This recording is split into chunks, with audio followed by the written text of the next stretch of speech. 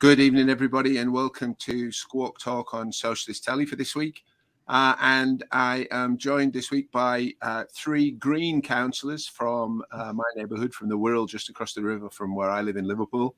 And the Greens, unlike the Labour Party, are coming off the back of a very successful week in the local elections, having put the Labour right to shame in terms of the number of seats that they've gained, and having added 50% to their numbers in the Wirral on Merseyside. So I'm very delighted to welcome Joe Bird, Harry Gorman, and Jason Walsh, who are all Green councillors. And we're going to talk about a variety of things. But first of all, let me just give us a quick rundown on what your week's been like from a campaigning results point of view. Yeah, it's been a really excellent set of results. We defended one seat in Birkenhead, and we gained 3 extra seats, one in Bebington, one in Prenton, and an extra one in Birkenhead as well. So it was a really excellent set of results. Fastest growing party on the Wirral, and I absolutely delighted with the results. And we had a couple of strong second places as well in some other wards. So and there was a real effort again from Labour to try and stop that success and the green revolution that's happening on the Wirral. So we did that in spite of everything. So really pleased. Still on a high. Yes, I mean, you were saying before the programme that the Labour in this area at least seemed to target the Greens more than the Tories, and could have beaten the Tories in a few areas if they'd bothered trying, really. Yeah, that's right. They were just shy of 200 votes across 3 wards in 3 Conservative wards. That if actually they put a bit more effort into there, they could have taken 3 Conservative seats. But they were really trying to defend some of their wards where we're targeting, which is something that we are doing. And yeah, it was a bit of I would say a strategic error on Labour's behalf this week. I mean, when you consider that the Conservatives got 9,000 less votes than the year before, and they gained a seat, it's pretty poor showing, I think. Mm-hmm.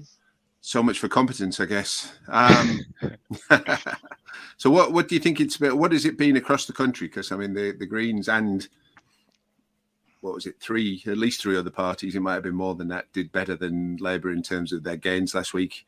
A new party, Aspire, did better than the Labour Party, even though they only stood in one borough in the whole country, and dislodged Labour from that one, and won the mayoral contest as well there in Tower Hamlets. So, the media has tried to spin it as a success for Keir Starmer, at least in London. It wasn't even that. He lost seats, net seats in 7 boroughs altogether across London, as well as losing 3 councils and a couple of mayorals. What is it that the Green Party is offering and Keir Starmer isn't, that's making the big difference in terms of how the parties are appealing to people? Yeah, well, I think it's very important to look at the local pictures in each of the different area, because regardless of what happens nationally, the reason we have done well in all these individual areas is we've got good, strong local parties, targeting seats and then converting people over. Of course, there is some element of it being aided by, obviously, the Greens' profile increasing nationally, but ultimately it's been down to, working hard locally on local issues and seeing what we can do on the council. Because I do think that is a major problem with other parties. They use these local elections just through, a national image lens. So you saw that advert that was on Facebook about a week ago saying, "Oh, don't vote Lib Dem because they want to legalise drugs," or something like that, which wasn't even the full extent of their policy. But ultimately, a Lib Dem on, Woking Council, wherever, can't make a difference about drug policy. And I think it's it confuses what local politics is actually about, because there is, an awful lot that councils can do. But I think because, some parties maybe don't have good policy locally, they just focus on the national picture and this and that, which undermines it. Well, yeah, and I mean, the other example of that springs to mind is the Labour ad, again, I think on Facebook, that they were paying for, that was promising people, if you voted for them in the local elections, that you would end up with up to £600 off your fuel bills. And again, Labour in a national government can do that. They can't do that by winning local elections. And it looks from the result as though that, the people of the country saw right through that and weren't buying. Tell us a little bit about what green policies are then, because a lot of people might have a vague idea of the Greens as, broadly left and a bit friendly, but not know much about what they stand for. So where are you on the NHS? Where are you on privatisation and renationalisation? Climate is the obvious one. We'll come on to that in a bit more detail in a bit, but on the kind of main issues in terms of benefits, privatisation, all the other kind of headline issues that tend to get talked about in the general election, where do the Greens stand on them? Yeah, no, I think if I put climate issues aside, we're obviously extremely serious about those issues. Restoring the NHS properly, being free at the point of access. This current bill that's going through is awful. We shouldn't have this creeping privatisation of the NHS. So we want to expand that as well to dental care. We want to increase the capacity for mental health treatment as well. We want a universal basic income, a 4-day working week. We want to build more council houses. We want renationalisation of the buses, the railways, the energy companies. All the things that when I used to be a Labour member, that's what I thought we were about. Yeah. And that's absolutely, when people look into our policies, we are an awful lot more than the environmental issues. So they're just some of the headline policies that we have. Anybody else want to chip in on that topic? Yeah. The Greens have got a very explicit commitment to social and environmental justice, and I think how that applies locally, things like insulating homes, better buses, that really speaks to local residents and voters. Across the country, there's now 545 Green councillors on 166 councils at the principal authority level. We had 78 net gains, way more than the Tories, Tories who lost, and more than Labour also. And it's important to have a Green voice in the room. I'd like to thank you, Steve, for inviting us here on the show today, and to have that cross-party working and a diversity of voices on the broad left, for want of a better word. And that the Green Party are certainly rising there. We're offering things that the Labour Party aren't offering. We're offering opposition for a start when we're in opposition. And the Labour Party doesn't seem to be offering that these days at local or national level. I will just take a second, because I forgot to do at the top of the programme, to warn people I've been hit hard by hay fever today. So if I sound a bit bunged up, that's why. And if I go off camera, I'm probably ejecting large quantities of unpleasant liquid from my nose. So then I'm sure people will keep talking and keep the programme going, but hopefully we'll avoid that. Just to put it into context, because people might not be aware that across the whole of England, Keir Starmer's Labour Party, the English Labour Party, managed to add only 11 seats, to gain 11 seats net compared to what it was before, against the Tory party that lost close to 400 seats on the same day. And the people that hoovered those up were the Greens, the Lib Dems, the Aspire Party in Tower Hamlets. And the only part of Labour that really did well was in Wales, where it's run by a lefty. So tells you a lot about what people's appetite is, I guess, for that. But, the perception of the Greens, or maybe it's just the perception of the Greens among the people that I've tended to hang with, I don't know, but is that they're nice and their hearts are in the right place, maybe a bit middle class and a bit, kind of soft when it comes down to, the struggle, if you like. So, tell me why that's wrong, and, why people would want to come on side with the Green Party now.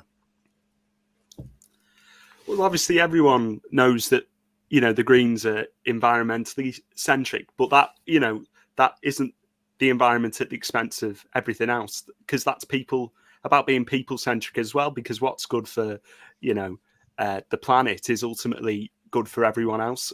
And you find that inequality and all this is not only bad for the majority of people, it's also really wasteful and bad for the planet, as with lots of aspects of privatisation, and this and that. So ultimately, and I think in terms of the middle class aspect, I think ultimately a lot of party politics is fairly middle class because, unfortunately, it's often unpaid. I know in terms of the councillor position, the whole idea was there was an allowance which was to enable people from all sorts of different walks of life to become councillors. Obviously, that's been frozen on Wirral after a decrease. So you do end up just tending to get retired or more better off people standing. So obviously, I think that's a problem with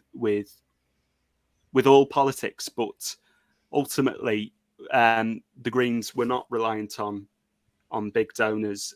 We're reliant on individuals far more than most of the other parties. Even obviously the Lib Dems during their anti-Brexit phase had an enormous amount of donations from individual people. I mean, at the last general election, they spent more money than the Labour Party did. So I think we do quite well, and we've got a very broad range of councillors in Wirral and across the country that represents loads of people. Yes, I mean, it would be a mistake to think that the Labour Party is in any way a working class party at the moment. Certainly, the way it's gone in the last couple of years.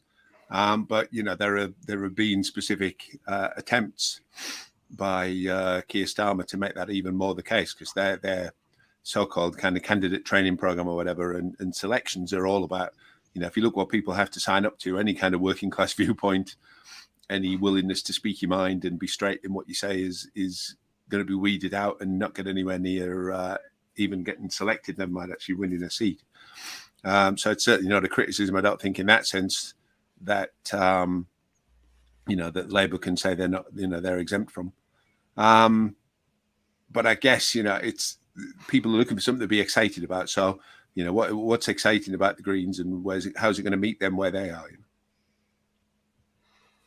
Because the Greens have a future, and for our planet and our people to have a future, we need to put green-orientated policies at the centre of our politics.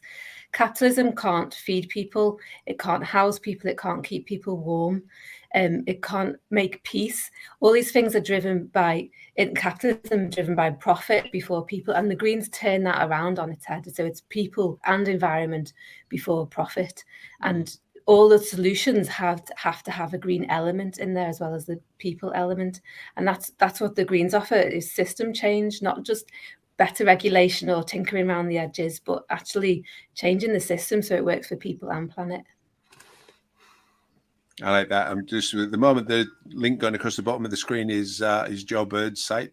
Resistance is Fertile, the page there, which I like the title of that, but I'm going to pop up in a second a link for the Greens political platform if you want to have a look and see what policies they stand for. In terms of Joe, I think you're going to field this bit, but the other big question, I guess, that people on the left might have about the Greens is the fact that some of their history on a national level has been a bit checkered when it comes to the smears against the Labour Party in terms of the supposed anti-Semitism crisis, which has been exposed more and more as a con, really. And we've seen a couple of big legal results in the last couple of months where people have been smeared with the anti-Semitism accusation, and then have won big in terms of celebrities or whoever else had been, national newspapers, and in one case, Lordy in Austin, we mustn't forget his title because I know he's very fond of it, having to apologise for having smeared people. So Keir Starmer suspended Jeremy Corbyn, for example, on the grounds, even though he wasn't supposed to politically interfere in any disciplinary cases, on the grounds that Corbyn said that that crisis had been exaggerated. And now we've seen specifically exaggerations be proven in court in terms of people being smeared when it wasn't justified. So you've been a victim of, because the Labour Party, ironically, the anti-Semitism in the Labour Party is now an issue, because left-wing Jews are being targeted at, between 30 and 200 times the rate of anybody else in the party for daring to be Jewish and left-wing. So, you got expelled from the party under that purge, despite standing as a Labour councillor and despite being, doing very well in NEC elections and that kind of stuff, and an obvious level of popularity among the grassroots membership. So where does the Green Party really stand on that? If it's, we've seen Caroline Lucas sign a petition against David Miller, who was proven not to have done anything anti-Semitic but got sacked by his university anyway. We've seen the then leader of the Labour Party, the Green Party, I think it was, amplify a little bit that the perception at the time that there was an anti-Semitism issue in the Labour Party. So tell us, what was your experience in the Labour Party from the grassroots members first off, but then also what's happened to you since, and why you feel at home in the Green Party when you didn't in the Labour Party? Well, great question, Steve, and thank you so much to you and to Squawk Box for covering my whole story of the last 4 years, really, when I was first elected as a councillor for the Labour Party. And it's a very sad tale in a lot of ways, and it kind of epitomises what's gone wrong with the Labour Party, which is utterly heartbreaking. The Labour Party target me as, I'm a Jewish person now, and I was speaking about the racism that Jews like me face, anti-Semitism, and yet for that, I was suspended twice, investigated like a dozen times, told to shut up for speaking about my lived experience. And then to get rid of me, finally, the Labour Party changed the rules and applied them retrospectively, as I was expelled for something I did 3 years ago when the rules said it was perfectly fine to do it.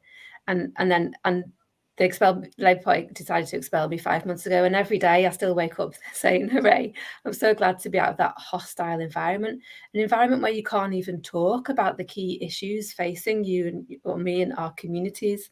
You can't talk about anti-Semitism or racism.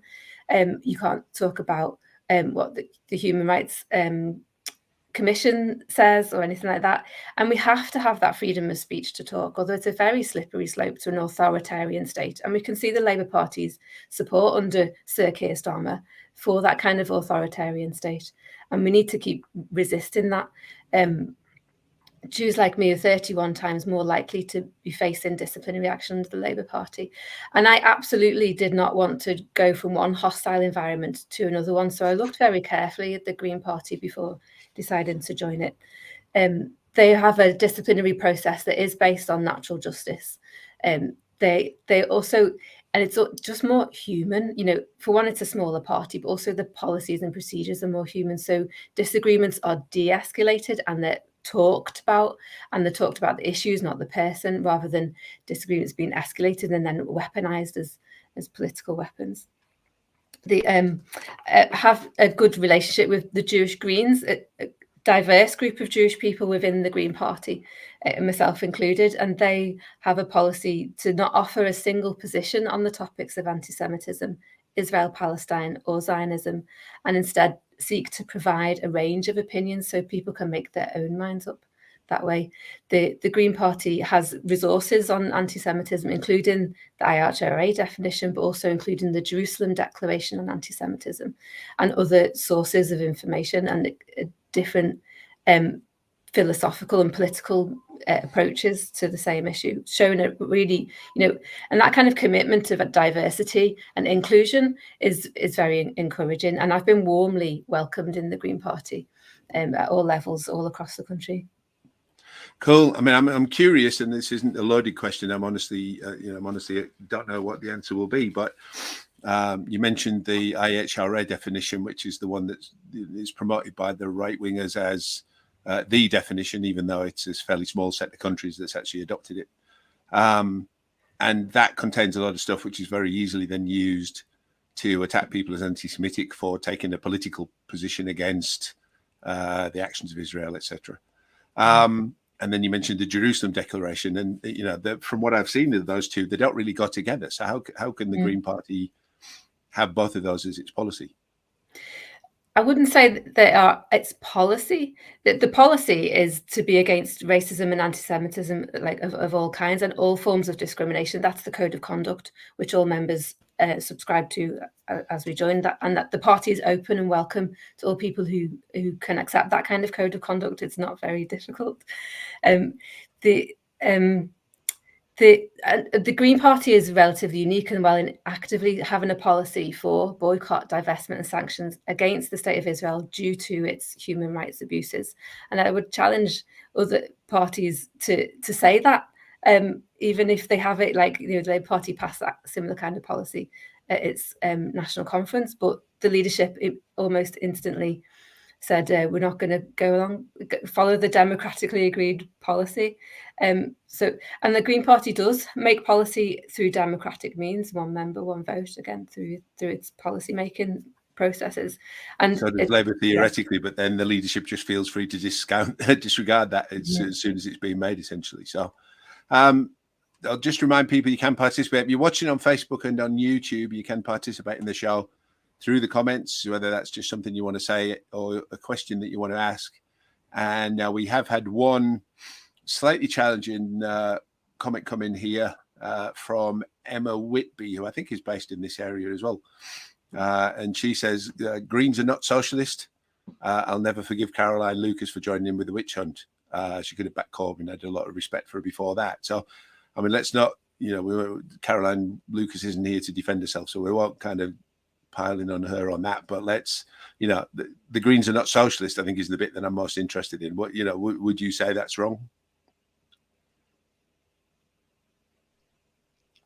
Absolutely. Yeah. Sorry, convinced then, tell us why. I mean, you have to look at the policies, the people-centered policies, for social and environmental justice. Our actions, I think, obviously, like you say, Caroline's not here to defend herself, but the actions speak louder than words in terms of what we've done, locally on the Wirral and nationally as well, and the things that we stand for, the things that we want to bring about change within our society are all fundamentally socialist policies. So, things like, universal basic income, things like, the 4-day working week, renationalising, all the things I talked about earlier, mentioned earlier. I won't repeat them, but, fundamentally, that's what we stand for. And we're not shy about it either. We're not trying to tell people that we're something we're not. Just vote for us because we're an alternative. Vote for us because we've got really good policies and really good people who care about people, who care about the planet, and we're just not interested in corporate greed and that sort of thing. We are a proper socialist party, in my opinion. I do get the comments sometimes. People, we're warm, cuddly, and green, and we're far more than that. And I think actually, as we have people stand, more people winning. Our growth in terms of councillors is beyond exponential. People are seeing us as a real alternative that they can trust and believe in, and they get re-elected. Because we are good, hard-working people who care about, social policies as well as environmental ones too. So another comment in on the similar lines from Maria Nelson. I'm not convinced with the Greens on poverty and disability, but I do like most of their environmental battles. So you mentioned policies there. Tell us a little bit about, in those particular areas, poverty and disability. What are the Greens' policies that should be of interest to people? I mean, in terms of poverty, it shouldn't exist. It should be things like heating our homes. That we've got fuel poverty at the moment. We wouldn't be spending whatever it is, 110 billion or something on renewing Trident. We would be funding massive scale insulation of our homes. People shouldn't have to choose between heating and eating. People should be able to, have warm homes that are low energy, low cost. All new homes should be built to, the absolute best possible standards, passive house standards, if we could achieve that. And that would mean that from people aren't having to pay exorbitant amounts of money to heat their homes. Oh, and by the way, you're burning less fossil fuels. So from that point of view, we do have some really good policies on those in those areas. We also want to restore access to meaningful networks of support for disabled people. There's sorry, Harry, you're going to say something? No, well, just obviously, because we're only a small party and Green is in our name, when we get to go on sort of TV or in the news, that's the main focus. But of course, we do have a whole plethora of policies outside of that are all linked through the Green way of looking at things, like Jason said, and of course making neighbourhoods low traffic so people can walk about, because one of the most expensive costs people have got to deal with is a car which can break down, and of course you're at the fluctuation of what the fuel is as well. So we want to make sure that people do have the option not to drive and to walk about in healthy prosperous areas. Yeah, we'd want other things that you come in for. Give more rights to private sector renters. We want to cap rent. We want to have wages 10-to-1 ratio. We'd have a high income society. High income, probably high tax. Much like many other countries across the world who have happiness index ratio that's through the roof that we'd love to have in the UK. These aren't just policies that are, oh, wouldn't they be nice? These are policies that are enacted right across the world and are really successful. Cool. There's another question related to that one asked in a minute, but there's Paul has commented there saying lots of people in the chat on the Navarro program earlier saying they swapped Labour for the Greens. So do you know off the top of your head what's happened to the Greens membership recently? Has it shot up or? Yeah, it's on the up. I had a little look yesterday. I don't know the numbers. I think we're at 53,000 members at the moment. Something in the ballpark of that. I know last year we were below 50, so we've increased there. And on the Wirral, we've seen that. We've seen a massive shift away from Labour to Greens, and lots of Labour members actually voting for us. So that's we've definitely seen that on the Wirral. But I mean, we've got we've got a mix of people from all sorts of places, including Labour, because we're not for disaffected Labour members. We're for enthusiastic Greens, lots of whom do come from the Labour movement, but they come from all sorts of places and walks of life. Scott Marriott has asked again, slightly challenging phrasing, but we talk straight on this programme. So, but tell me the Greens would reform or abolish the DWP culling machine, Department of Work and Pensions. And under the Tory government, there are a couple 100,000 people believed to have died who wouldn't have died otherwise because of policies that they've imposed, and introduce a universal basic income in its place. It's a very specific policy, but UBI is that a Green policy? Yes, because obviously one thing about benefits, as soon as you introduce means testing is not a means of saving money. Means testing ends up costing more money, and it's inhumane for a long part of it, because people who want to cheat the system, which is very, very, very small, they will, whereas honest people get thrown aside. So obviously that is policy, and of course there is this idea that the Conservatives are low tax, but if you have a look, we've got some of the highest tax since the 50s, but we don't have a level of public service equivalent to the 50s, because lots of money is wasted via means testing on Trident, and lots of aspects where things have been privatized, and you end up paying double or triple. So that is a very important policy, as Jason mentioned before. Joe, you're looking to come in? Yeah, so a really concrete example on the Wirral, the council budget proposal was to close 8 libraries and Europa Fun Pool, like a really popular family-friendly wave pool, one of the only ones in the Northwest. The Greens voted to save those public services, whereas the Tories and the Labour councillors voted together to close them. That's the kind of difference that the Green Party and Green councillors can make. It's very tangible, and it benefits everyone who needs, uses and cares for public services. Yeah, one of the biggest scandals in politics, to my mind, is the way that the Labour Party often conducts itself in a local government level. we've seen in Coventry and Birmingham in the West Midlands, Labour-run councils try to break strikes and fire and rehire the workers. We've seen, as in Liverpool here, big cuts in budgets and so on when they could have avoided them, according to the councillors who are now have now formed an independent group, having either left or been kicked out. What about on things like housing and so on? Because I guess on housing, from a green perspective, there's kind of, it can be very environmentally unfriendly, but then again, people need places to live. So what's the party's policy on things like council or social housing and making sure people have a roof over their head? Harry sits on the housing committee, so he might be able to be better placed to answer this. But I know at the last general election, we wanted to build 500,000 new council homes to a high environmental standard, so that people aren't paying vast amounts of money to heat them. But Harry, you actually sit on housing, so maybe you're best placed to answer it.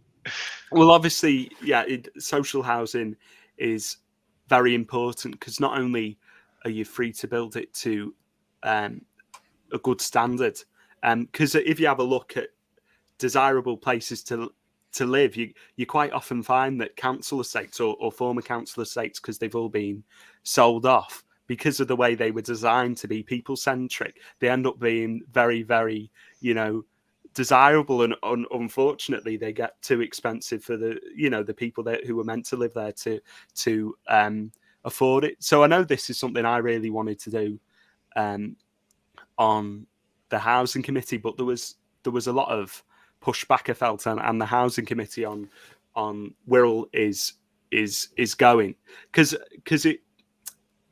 it was a bit odd, because we didn't have any social housing. Obviously, all the social housing was either with a Magenta, which is like a social landlord, or of course being sold off. Then you ended up with a housing committee where there wasn't much of a remit to do anything, because we didn't have any housing stock, and there wasn't really an appetite to create any housing stock. But one important thing about social housing is the rents are cheap, and it does act as a form of income for councils that they can then spend on other things. But of course, we're really stuck with the Help to Buy, which is going to be extended, isn't it, to housing association properties as well. So that's one thing that really needs to change, because I think a lot of people, the reason they end up buying the social house is because there's not a whole slew of social housing available for their children. So they think, fair enough, let's buy up so that they can have something to pass down to the kids. Whereas if we had enough social housing for everyone, that would be less of an issue. But you can really make a difference if it's planned for people, not for profit. Okay, fair answer. Paul McCord has asked, what's the Green Party stance on identity politics and the current situation in Ukraine? Which I guess from my point of view, I'd like to broaden out slightly. We've seen Keir Starmer pushing, trying hard to be to the right of the Tories on things like defence, size of the armed forces, the idea that, you can believe, any non-Labour policy you like, but if you don't support, if you don't believe in 100% in NATO and you want to criticise them, then you've got no place in the Labour Party, basically. Where do the Greens stand on that kind of stuff? And also, when it comes to energy crisis, both of the bigger parties seem to be committed to the idea of nuclear power. Where do the Greens stand on stuff like that? As what solutions to the energy crisis would you want to see? Well, I mean, in terms of the energy crisis, there's two problems. You've got the current costs now, and then, of course, the supply, because with nuclear, we look at the nuclear power stations at the moment that are getting planned, like Hinkley Point C, they end up costing a lot of money, and they won't be online for another 10 years. So that it's very disingenuous with certain people saying, oh, we need to start fracking to reduce energy costs. Well, even fracking, that'll take years and years to get into place. And you have a look, for a lot of things, the oil and gas companies, they have rights to drill, particularly in America, but they're not choosing to take them because they can see the writings on the wall when it comes to their form of energy, and they're just trying to make as much money as possible. So what you do need to have is do something to reduce the burden now by giving people help with their energy bills. But then, of course, we also need to transition to the cheapest form of energy, which is also the greenest form of energy, which is wind and solar. And especially with new battery technologies, the issue of, maybe not having enough electricity at the moment is gone. And that's where we should be investing, particularly inland, which I know the Conservatives are very opposed to as well. In terms of, you mentioned the battery technologies there, but I mean, the battery manufacturer tends to be quite unfriendly to the environment. So are there solutions to that? Are there technical solutions, other things that the Greens want to see done to solve that quandary? Well, I think the best thing to do from that is to use batteries efficiently, because I know the Conservatives' proposal is to make all cars electric by 2030. But in order for someone's doing something. In order for every car in the UK to be replaced with electric ones by 2030, it would require the biggest lithium mine. Someone's doing some digging. The biggest lithium mine in the globe to be non-stop for 6 months, and that's just not feasible. So we need to have a better think and think, well, do we really need all these cars on the road? The best thing is to go to public transport and to encourage cycling, because a lot of the problems with cars now, traffic, them spending half the time, 99% of their time parked on the side of the road, clogging up places, causing potholes and this and that. They'll be exactly the same problems that you get with electric cars.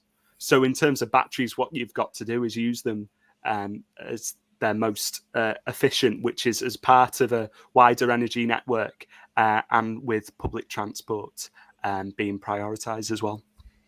Yeah, somebody did mention a bit further up in the comment, I'll bring in the sector, just to mention a bit further up in the comments, but I think there must be a disabled person who was saying it's not feasible for them to cycle. So, but I mean, the public transport in this country is a joke compared to most other places. So presumably you would want to see massive investment in those and full renationalisation of the rail network and things like that to make sure we can all afford to do it.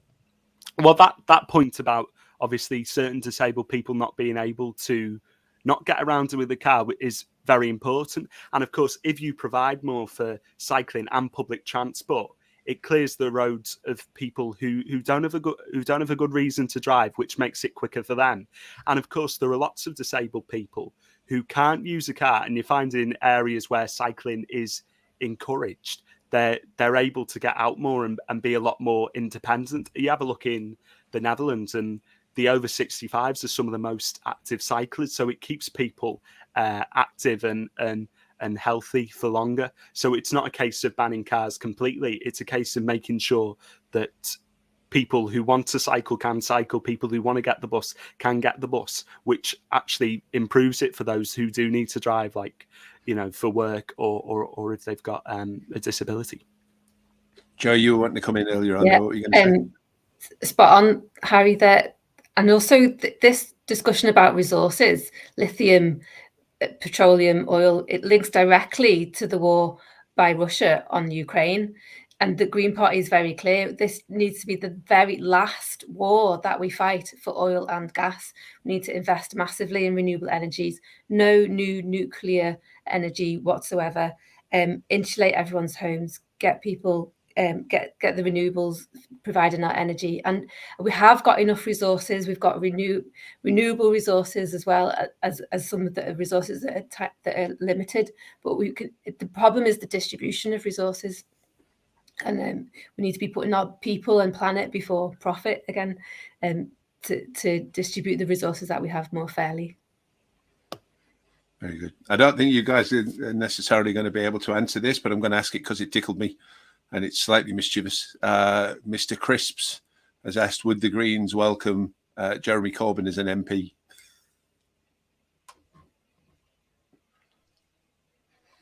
Well, it's not up to me.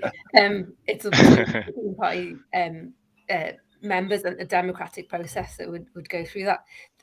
A lot of people are waiting for Jeremy Corbyn to start a new party or they're waiting for larger unions like Unite and Unison to stop paying money to the Labour Party. And we've been waiting for that a good 18 months. And meanwhile, there's a corporate greed crisis. There's war, there's poverty that needs dealing with, and there's elections, and there's hearts and minds and votes to win. So from my point of view, we can't wait any longer. We need to get on. And I think that view is increasingly shared across the country as well. I know loads of people who formerly voted Labour are now voting Green, or have been members and now becoming Green activists. And the Greens offer the best alternative in this country by a mile. And the door's open to loads of people. Anyone who wants to join, just apply and join, and we'll take it from there. I think, Jeremy Corbyn will make his own choices, and good luck to him. Did I understand that correctly, though? You said it would be a democratic process. So, I mean, if somebody, let's say a Labour MP wanted to cross the floor and join the Greens, would that go to a vote of the members, or how does that work? Because I mean, we've seen Tories join the Labour Party recently and just swan across, to great outrage from lots of people. So, what's your process? The Green Party members have agreed the policy and the procedures for that, and then those are implemented by the elected representatives of the Green Party at the relevant parts of the party, depending on what the decision is. Okay. Scott is asking again. He's asking for a yes or no answer. Work capability assessments are tormenting sick and disabled people, pushing them to suicide. Would the Greens get rid of them? Yes. There you go, Scott. You've got your yes answer. Yeah, certainly getting busy on the comments. I'm struggling to keep up with everything that's coming in here. So you mentioned right. Rika Bird is asking, that it's on that democracy topic again. So she's got two questions. Says, tell us about the involvement of Green members and supporters and potential supporters with input to policy. And the second question is, how does promoting social, economic and environmental justice fit in with promoting social enterprises, in particular cooperatives? So first one there, how does that work in terms of input to policy? Is it all done at a conference? Other things going on through the year, etc., that people are invited to participate in? How does it work? Yeah, it's mainly through the conference, which is very open. Everyone can go, and there's often sort of long policy discussions. As for the social enterprise, social justice thing, we're all about, because we talked about nationalisation, but I suppose that's a misnomer, because we're more about localisation. We want public transport to be, in control of, be done by the local authority at the lowest level possible. And of course, we'd encourage lots of cooperatives to be formed, as opposed to harsher sort of structures. Because one thing that many people might not realise about this country is we're one of the most centralised in the world, probably the most centralised in Europe in terms of money for local councils. Instead of it coming up through the council and going up to local government, it goes to local government and comes down. So we really want to see the whole issue of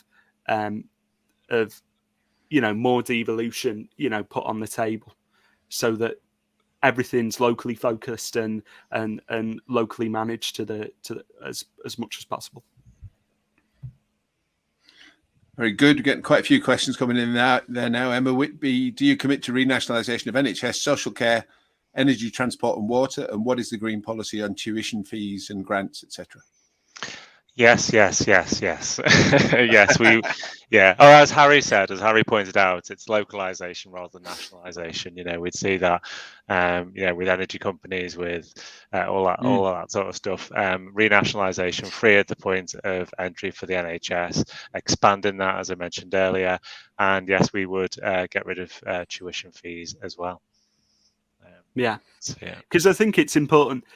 Lots of these natural monopolies like water, even a lot of conservative mainstream thinkers, not conservative party as in conservative politically, agree with these being under public control. It's only because our politics is so twisted that that's even remotely controversial.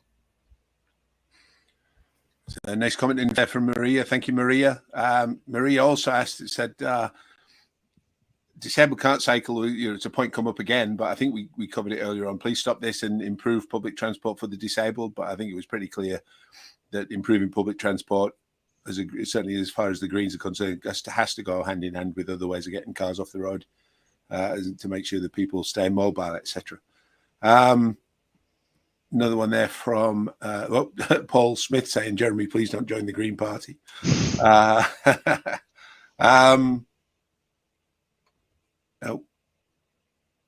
Wirral Town Hall is it's a very Wirral specific question, but I'll ask it. Wirral Town Hall is flying a Ukraine flag. Is it an empty chamber making empty gestures? Well, I know often at the town hall they put certain flags and stuff up depending on the cause. I know it is empty at the moment because of COVID. There's been issues with circulation because it's a very old building, but we are moving into the town hall next week or the week after, so it should be open then. But I think it's important that if as a local council we can use our influence to display certain messages and solidarity, that we do that. I know lots of residents have been supportive of housing Ukrainian refugees as well, but many are really frustrated by the government's process, making it really difficult. In fact, many people who were offering homes have now, those offers have not been taken up because there's other countries doing it so much better than we are. Okay. One here from Emma. All these policies mentioned were in the 2017 and 19 Labour manifesto. She wants to know whether the panelists voted for Labour in 2017 and 19, and if not, what was preferable about the Greens? Well, I didn't vote Labour. Not Joe, she's exempting you from that joke because you were in the Labour Party. But. Of course. Well, I didn't vote Labour in 2017 because I was only 16. Good excuse. And in 2019, I stood for the Green Party myself, and I did vote for myself. And at a hustings, someone mentioned something about Jeremy Corbyn, and I said, well, sitting on the at the hustings as the candidate closest to Jeremy Corbyn, and that got a bit of a laugh, but the rest of me thing wasn't very good. So it was excellent, Harry. I was there. It was excellent. No, so I've never voted Labour, but I know the other two have. Yes, I have. 2017, I think I was still a Labour member, and I will have voted for Frank Field, I think, at the time. And I know it wouldn't have been. It would have been Alison McGovern on the Wirral. And in 2019, no, I voted for Harry. Actually, so he was our Green MP candidate. Yeah, I actively campaigned.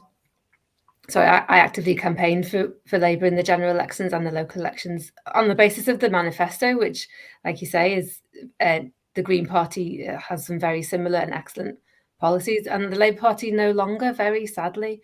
It's Sir Keir Starmer has junked most of the pledges he stood for and most of the manifesto. So the Labour Party has left us and left me, and that we have to figure out what to do next, but not spend months and months and months figuring it out. We've got to crack on and get on with stuff and do it.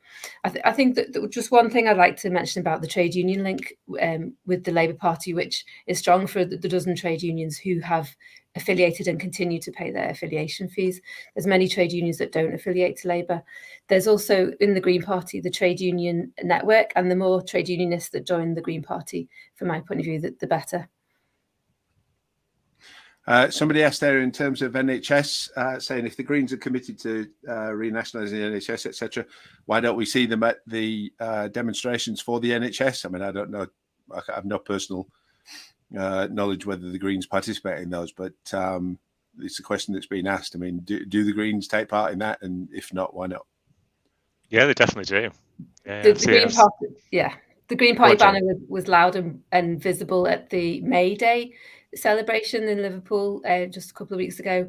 I've seen Green Party banners on loads of different protests, including saving the NHS and saving our public services on like on the Wirral libraries, swimming pools, golf, other things like that. Whereas it's sometimes rare to see the Labour Party banner or any other political party banner on those protests.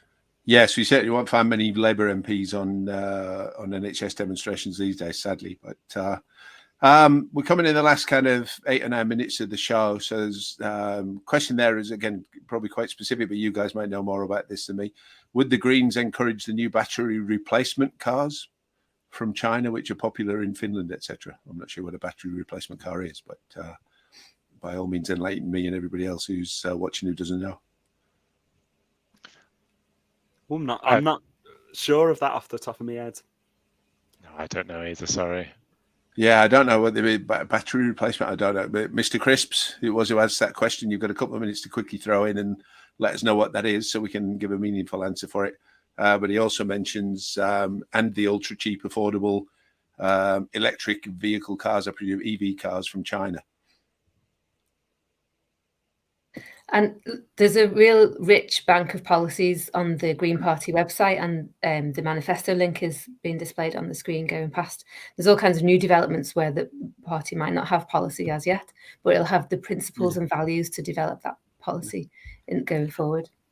I think in terms of electric vehicles, the best thing to do is to encourage as many small electric vehicles, so bicycles, as possible. Because if you imagine in terms of efficiency for a big car, you've got to power however many tons go into the shops or whatever it is. Whereas with a bicycle, it's very bare bones and it's a lot lighter and cheaper. And it's very interesting to see over the lockdown just how big the share of electric cars has become as part of the market with no government help. It's gone to about 50%.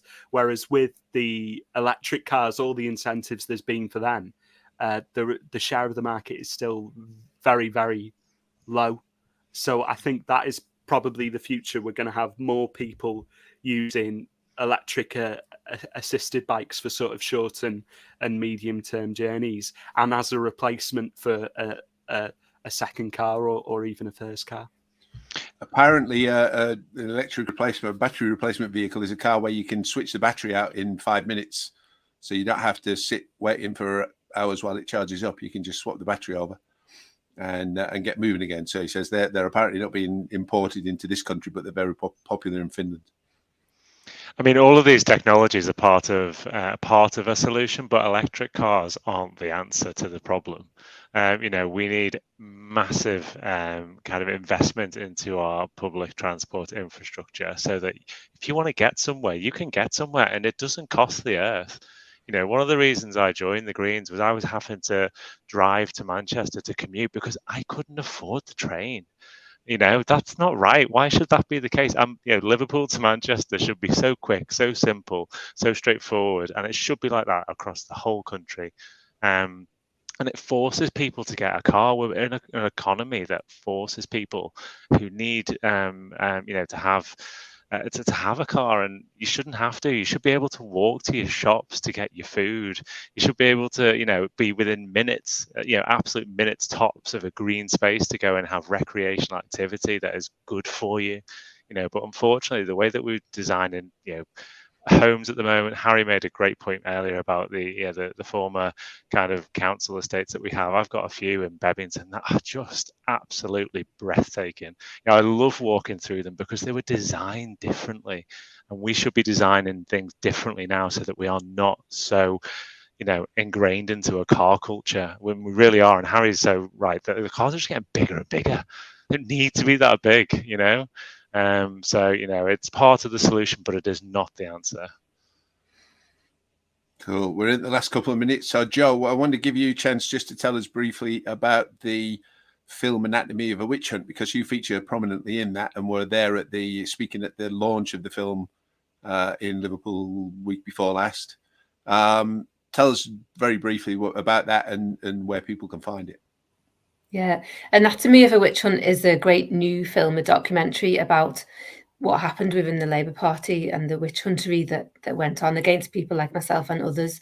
And it's available through Squawk Box, Socialist Telly, and yeah, it's and I lived and breathed that situation, but I still learned things from the film as well. And I'm also looking forward to the sequel. What do we do next? As well as the court cases that are being won, and congratulations to Philip Proudfoot and others for fighting and winning those. What do we do next politically? How do we take that forward together? Thanks. Super. Well, yeah, I've seen it, and I would encourage people to watch it. And I will point out that if you follow Socialist Telly on YouTube or on Twitter, you can find it on their feed. And if you're a Squawk Box follower on Facebook, you'll find it on there as well. And it's an eye opener, really. You know, even if you're fairly well appraised and educated about what's been going on, then you know, you'll still learn some things from that and see directly the impact that it's had. And I will say as well, there is a big tribunal case coming up in London next week, which I'll be covering, where a Jewish former Labour staffer is taking the party to a tribunal because she blew the whistle on anti-Semitism by right-wingers in the Labour Party and wasn't just ignored, but was actively sacked for doing that in the complete abuse of the supposed whistleblower protections, etc. So watch out for the results on that. I think it could be Keir Starmer is down there on the list of potential witnesses who could be called. So whether that'll happen, we don't know, but it promises to be a very interesting outcome. Thank you, everybody who's watched. Thank you to my panel guests for coming on. I've really appreciated having you here, and it's taught me a few things about what the Greens are about. Very quickly, then, who wants to give us 1 minute on if people are interested, where do they go, and how, you know, are the Greens present everywhere? Will they find a local group to get involved with if they're out in the sticks somewhere, for example, and want to take part? Yeah, well, if you're interested, it can all be found on the Green Party website. So, in terms of policies, and then if you're intrigued, you can look at joining as well, and someone from your local party would be in touch to try. And in terms of organisation, is it a party that's present across rural areas, for example, as much as in the towns, or, you know, what's the likelihood that people will find their, you know, whatever the Greens call their equivalent to a constituency Labour Party, that people could actually get along to in person and discuss policies and stuff with other like-minded people? Yeah, I think especially now it's the same all across the country. You'll be able to find someone. You might even have some Green Party councillors as well. You never know. Super. Thank you ever so much, everybody. Well done on your good results in the last week, and thank you for taking the time to come on and enlighten us all.